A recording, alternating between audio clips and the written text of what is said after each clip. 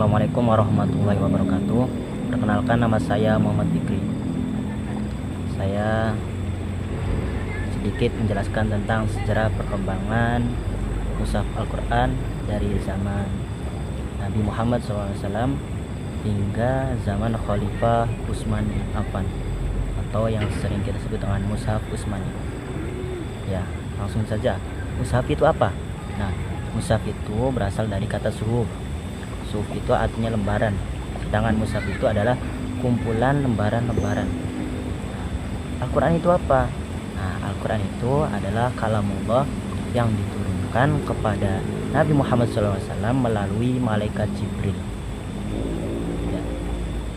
Al-Quran juga diturunkan bukan secara berbentuk buku gitu, tapi secara berangsur-angsur, bertahap, tidak langsung satu kali turun langsung jadi Al-Quran, tidak, tapi secara berangsur-angsur, seayat-ayat atau ya secara berangsur-angsur. Nah, perkembangan mushaf Al-Quran itu ada 3 periode. Yang pertama, periode Rasulullah pada periode Rasulullah SAW. Yang kedua, pada periode Khalifah Abu Bakar As-Siddiq. Yang ketiga, pada periode Khalifah Utsman bin Affan. Jadi pada periode pertama ini, pada periode Rasulullah SAW ini, Al-Quran itu mulai diturunkan secara sembunyi-sembunyi. Jadi secara kerabat dekat atau keluarga dekat, ya sesama sahabat. Nah, sahabat itu mulai menghafal ayat demi ayat yang disampaikan, yang diterima wahyu oleh Nabi Muhammad.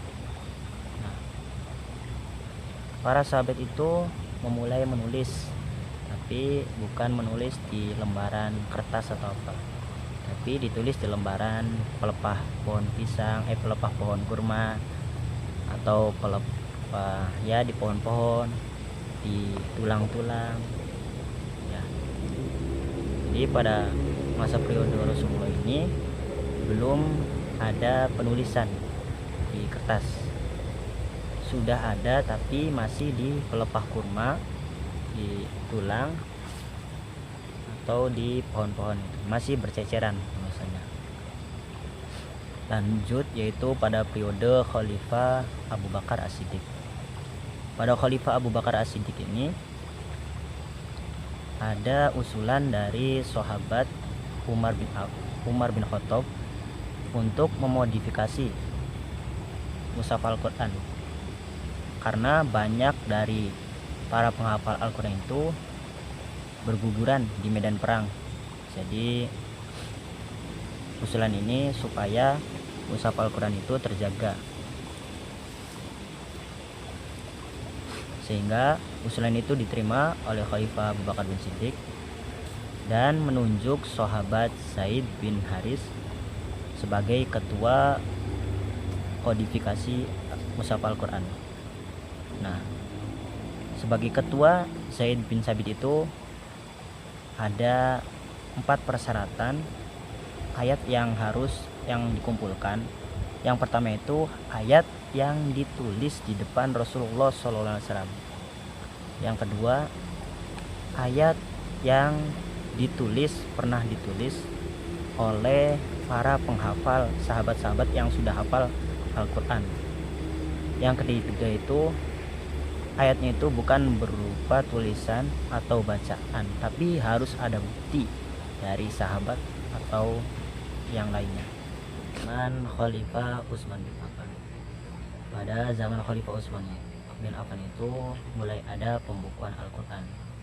Jadi semua ayat-ayat Al-Quran yang sudah dikumpulkan ditulis ulang dan dibukukan dalam satu buku, dalam satu mushaf, yaitu yang kita sering dengar itu yaitu mushaf Utsmani.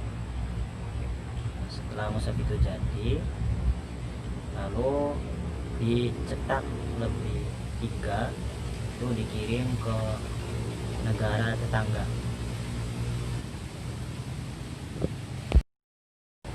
Kenapa sejarah perkembangan mushaf Al-Quran itu tidak ada pada zaman Khalifah Umar bin Khattab, karena pada Khalifah Umar bin Khattab ini tidak ada perkembangan, jadi stagnan atau diam itu, cuman ada penjagaan kodifikasi Al-Quran. Ya, terima kasih, kurang dan lebihnya mohon maaf. Mungkin itu saja yang saya ketahui. Wassalamualaikum warahmatullahi wabarakatuh.